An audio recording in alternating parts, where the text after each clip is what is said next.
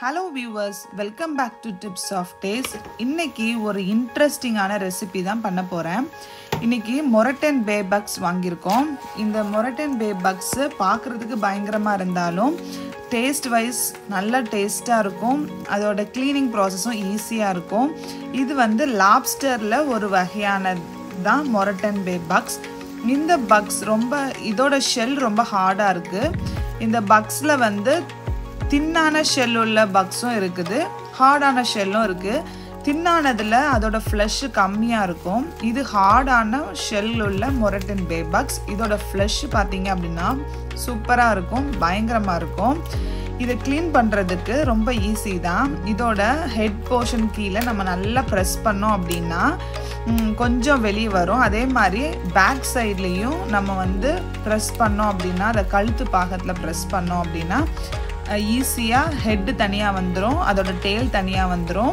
அவ்வளோதான், வேறு ரொம்ப கஷ்டம்லாம் கிடையாதுங்க. பாருங்கள், இந்த கழுத்து பக்கத்தில் நம்ம இதை மாதிரி அழுத்தணும்னா பின் பக்கத்துலேயும் இதை மாதிரி நம்ம அழுத்தினோம் அப்படின்னா ஹெட்டு தனியாக வந்துடும், அதோட மீதி இருக்க டெயில் வந்துடும்.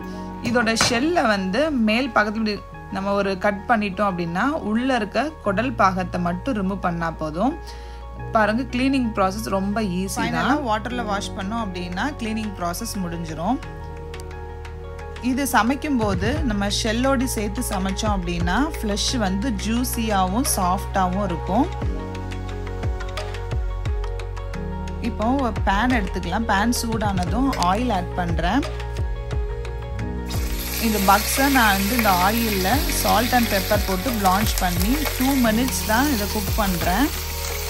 பொதுவாகவே நம்ம லாப்ஸ்டர், ப்ரான்ஸ் எது சமைச்சாலும் ஓவர் குக் பண்ணக்கூடாது. 4 minutes தான் அதோட ஃப்ளஷ் குக் பண்ணுற டைமிங்.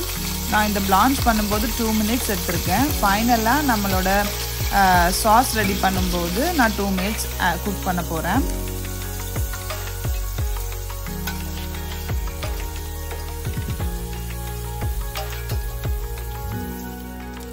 அதே கடாயில் கொஞ்சம் கூட ஆயில் ஆட் பண்ணுறேன்.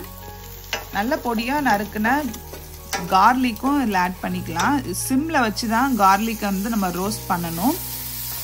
நான் இன்றைக்கி 2 பெரிய சைஸ் வெங்காயம் எடுத்திருக்கேன், அதையும் இது கூட ஆட் பண்ணலாம்.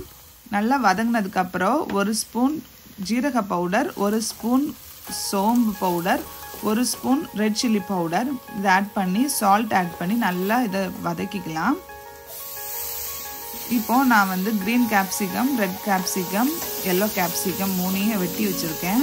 இது கூடவே நான் ஆட் பண்ணி கொஞ்சம் நான் டாஸ் பண்ணிவிட்டு 2 spoon soya sauce, 2 spoon rice vinegar இதையும் ஆட் பண்ணி நல்லா கொஞ்சம் வதக்கிக்கலாம்.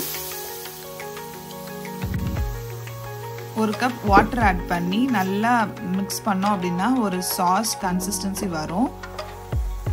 ஃபைனலாக லெமன் ஜூஸ் கொஞ்சம் ஆட் பண்ணுறேன். இப்போ நம்ம ஃபர்ஸ்ட் பிளான்ச் பண்ண இந்த பக்ஸ் இந்த சாஸ் கூட ஆட் பண்ணிக்கலாம். ஒரு 2 minutes இதை மூடி போட்டு நம்ம வந்து இந்த சாஸ் கூட இந்த பக்ஸ் வந்து மிக்ஸ் பண்ணுறதுக்காக 2 minutes நான் வந்து சிம்மில் குக் பண்ணுறேன்.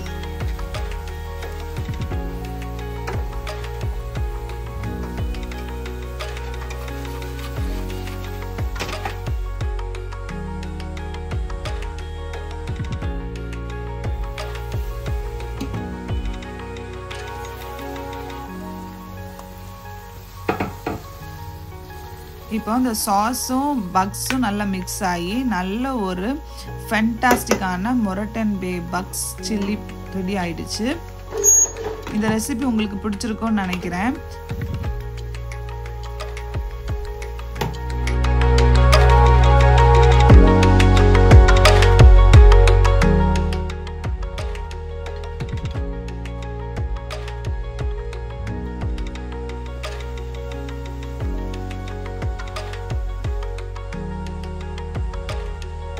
நான் பிச்சு காமிக்கிறேன் எவ்வளோ ஜூஸியாக சாஃப்டாக இருக்குன்னு பாருங்கள். இன்னொரு ஒண்டர்ஃபுல்லான ரெசிபியில் உங்களை நெக்ஸ்ட் வீடியோவில் நான் சந்திக்கிறேன். Until then, bye from Anitha Lennon, Tips of Taste.